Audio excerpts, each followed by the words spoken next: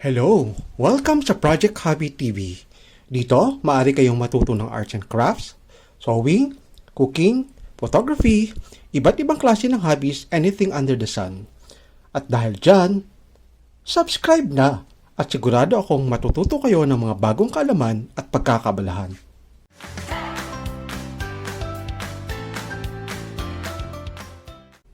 Nakatanggap tayo ng isang request to discuss about sewing machine needles at saka yung mga related information. Pero bago muna yan, may nasolve akong issue today.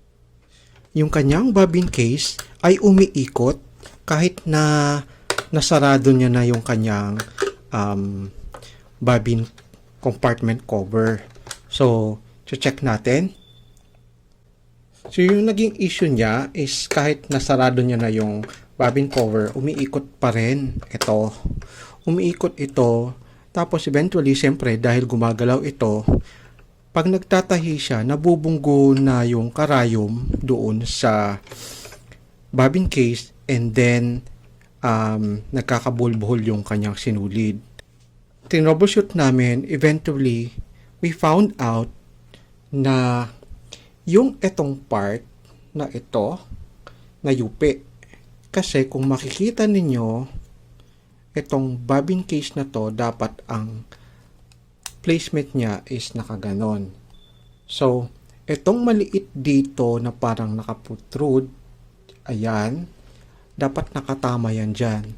So, ito, pipigil siya or maglalock siya doon sa bobbin case natin para hindi umikot. Ngayon, kung nayupi ito, ayusin lang ito para hindi na siya umikot. So, pagkalagay natin sa baba or pagkalagay natin, dapat ito swak dito sa area na to. So, dapat nakapaganon siya. So, para hindi siya iikot. So, pag may ganito kayong issue, ayusin lang ninyo itong part na to. So, ayan. Ganon siya. Alright?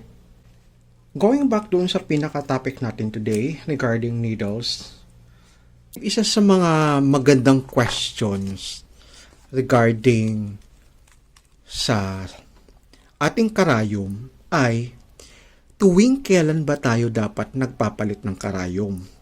Kung naputulan lang ba? O merong specific guidelines dyan? So, naghalongka tayo online, may nahanap akong dalawa.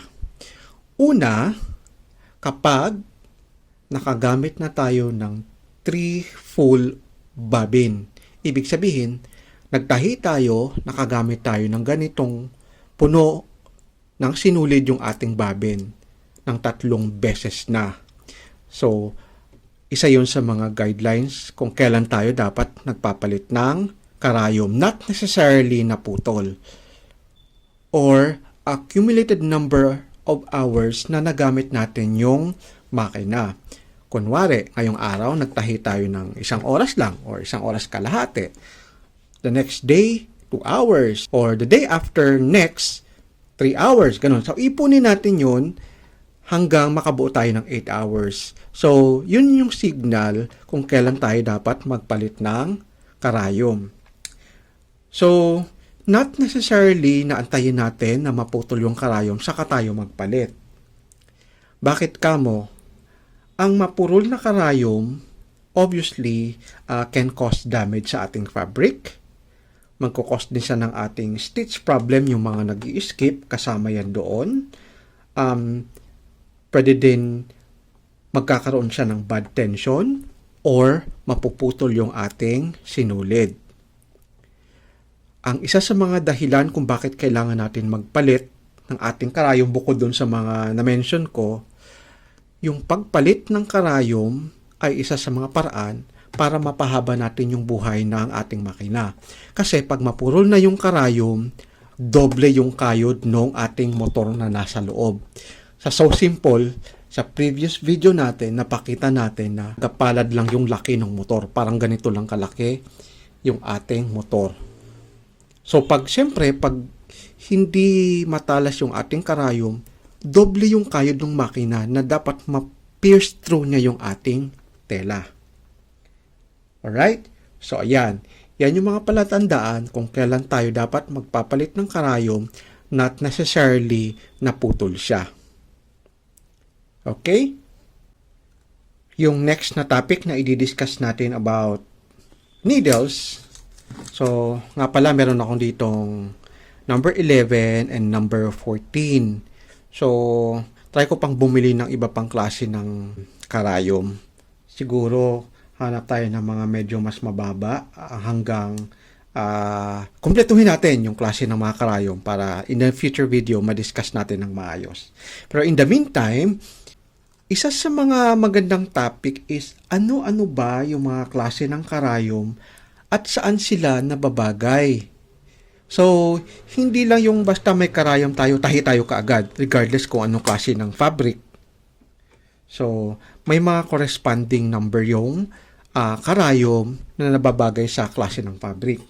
Check muna natin yung number 14 na meron tayo dito. So, maglalagay tayo ng parang matrix dito sa screen natin, yung mga specific number, at saka yung klase ng fabric. So, sa number 14, yung fabric weight o yung kapal or klase ng ating tela, pag number 14, nakalagay dito, cotton, velvet, fine corduroy, or siguro yung hindi masyadong makakapal na corduroy. Kasi may mga corduroy na talagang makakapal eh. Pwede din ang linen, jersey, light wool, at saka fleece. So, na-try ko ito sa fleece. Kaya naman siya super hanggang 4 na patong ng fleece. Kayang-kaya niya itong ating So Simple. Alright. Next is number 11.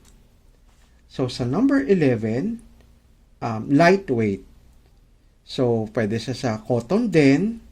Siguro yung cotton na nabanggit natin earlier, medyo makapal-kapal na cotton. Ito, sa number 11, medyo manipis-nipis konti na cotton.